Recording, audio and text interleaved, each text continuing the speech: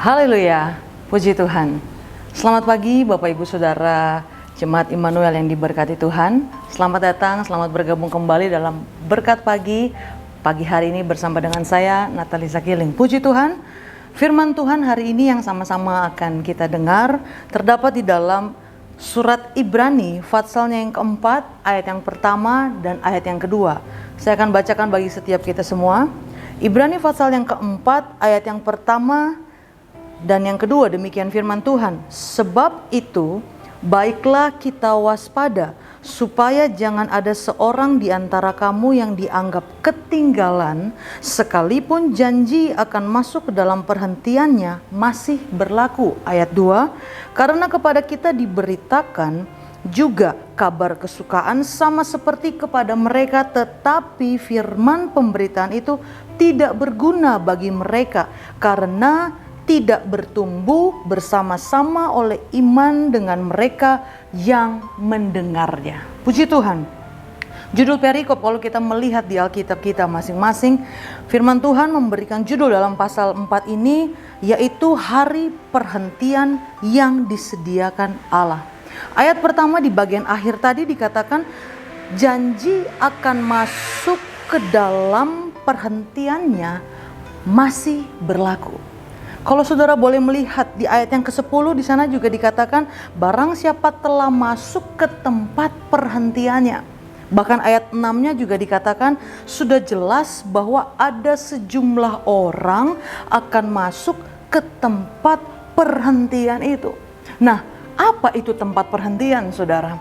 Tempat ini adalah tempat yang jelas bukan disediakan oleh manusia. Tempat ini adalah tempat yang disediakan oleh Allah bagi orang-orang yang hidupnya di dalam firman. Dan dikatakan tadi bahwa ada sejumlah orang akan masuk ke tempat perhentian itu. Itu artinya tidak semua. Nah, sisanya kemana? Firman Tuhan mengatakan bahwa karena ketidaktaatan mereka, sehingga mereka tidak masuk ke tempat perhentian yang disediakan Allah itu. Jadi saudaraku, dengar ini baik-baik. Ketidaktaatan itu bukan hal sepele. Fatal akhirnya jika kita mulai menganggap remeh, menganggap sekedarnya tidak taat sekali-kali nggak apa-apa. Hanya orang-orang yang hidupnya taat akan firman Tuhanlah sampai akhir yang akan masuk ke tempat perhentian itu. Nah, di tempat itulah kita berhenti dari segala pekerjaan kita, pergumulan kita, permasalahan kita, segala kesakitan kita, ratap tangis, tekanan, kesukaran. Wow, luar biasa bukan saudara? Bukankah ini yang semua orang inginkan? Itu sebabnya selama kita masih ada di dunia ini, semua itu akan terus dan terus kita alami. Saudara akan terus mengalami masalah demi masalah. Masalah yang satu selesai, ada lagi masalah berikutnya. Pergumulan akan terus ada, tekanan demi tekanan ada.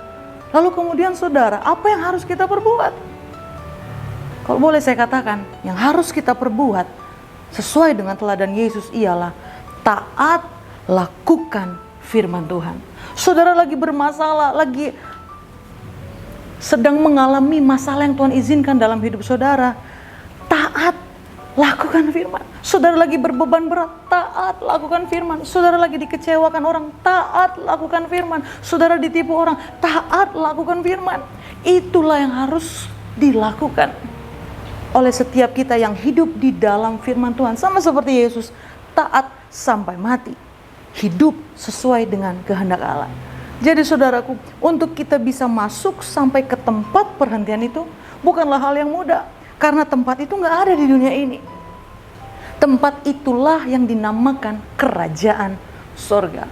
Dan inilah tujuan yang sebenar-benarnya kita hidup. Nah, kebanyakan orang, saudara, ketika ditanya, apa tujuan hidupmu? Apa tujuanmu hidup? Banyak mereka mengatakan, oh jelas untuk bisa bahagia. Oh jelas untuk bisa menikah, punya anak, menjadi keluarga yang berbahagia. Oke, baik saya katakan. Tetapi apakah itu cukup? Oke, mungkin menurut saudara itu cukup. Tetapi sekali lagi pertanyaannya, apakah itu benar-benar tujuan akhir yang dikehendaki oleh Tuhan? Ingat saudara, hidupmu bukanlah milikmu. Hidup kita bukan milik kita sendiri. Suratan Efesus mengatakan bahwa Kita ini buatan Allah, diciptakan dalam Kristus Yesus untuk melakukan pekerjaan baik yang dipersiapkan Allah. Dan di akhirnya dikatakan Tuhan mau supaya kita hidup di dalamnya. Haleluya. Jadi saudaraku, apa yang seharusnya kita lakukan? Untuk kita bisa mencapai tujuan akhir kita, yakni tempat perhentian Allah, maka carilah apa yang menjadi kehendak Allah dan hiduplah di dalamnya. Haleluya. Lalu bagaimana? Bagaimana kita bisa mengetahui kehendak Allah jika kita menganggap firman Tuhan ini tidak berguna? Sekedarnya, oh ya udah dengar saja cukup. Saudaraku, kita baca firman, tapi kita tidak hidup di dalamnya. Jangan sampai kita tidak masuk ke tempat yang disediakan Allah itu bagi kita. Kuncinya satu, yaitu firman Tuhan. Inilah perkataan Tuhan. Petunjuknya, caranya, aturannya dalam kita hidup, apa yang harus kita lakukan, itu semuanya ada dalam firman Tuhan. Makanya saudara, baca firman Tuhan, bahkan lebih rutin baca Alkitab daripada kita baca segala berita hoaks, cerita hoaks, kita scroll apa yang tidak membangun iman kita. Kita melihat, mendengar apa yang justru melemahkan iman kita. Ayat pertama yang tadi kita sudah baca bersama, dikatakan bahwa sebab itu baiklah kita waspada. Diawali dengan kata sebab itu. Itu artinya masih ada hubungannya dengan ayat-ayat sebelumnya. Dan kalau saudara boleh melihat di ayat sebelumnya diperingatkan bahwa untuk kita tidak binasa oleh kemurtatan kita.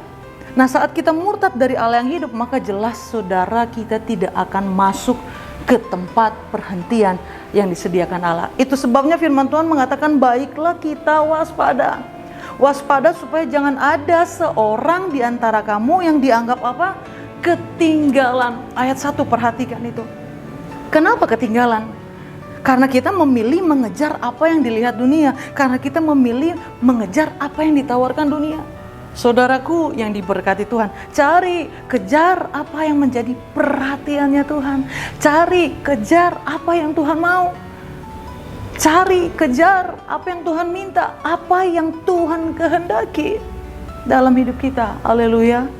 Firman Tuhan mengatakan janji Tuhan itu masih berlaku bagi kita. Untuk kita bisa sampai kepada hari perhentian yang disediakan Allah bagi kita.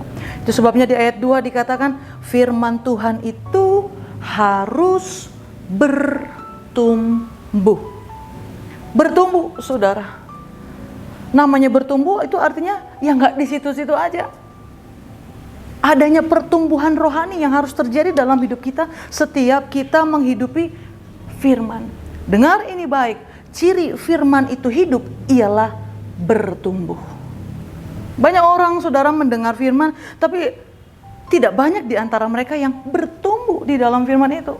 Karena kenapa? Mereka hanya dengar, tidak hidup di dalamnya. Nah, inilah yang dinamakan ketinggalan. Bangsa Israel saudara bertahun-tahun di padang gurun. Apakah mereka semua sampai masuk ke tanah perjanjian? Tidak, bukan? Mereka tahu firman, tapi mereka tidak melakukannya, alias tidak bertumbuh di dalam firman itu. Berkali-kali bangsa ini membangkitkan murka Tuhan, buat patung, sembah berhala, bersungut-sungut, hawa nafsu dan sebagainya. Ini pun juga yang terjadi saudara kepada kita yang katanya Kristen, gak pernah absen ke gereja, rajin baca Alkitab, tetapi firman itu menjadi tidak berguna. Oleh karena apa? Kita tidak bertumbuh di dalamnya. Sehingga yang terjadi, kita bisa mengalami kebinasaan. Di mana di sana tidak ada sukacita, tidak ada kedamaian, tidak ada kebahagiaan, dan bahkan tidak ada siapapun yang dapat menyelamatkan kita. Saudaraku yang diberkati Tuhan, firman Allah itu hidup. Amin.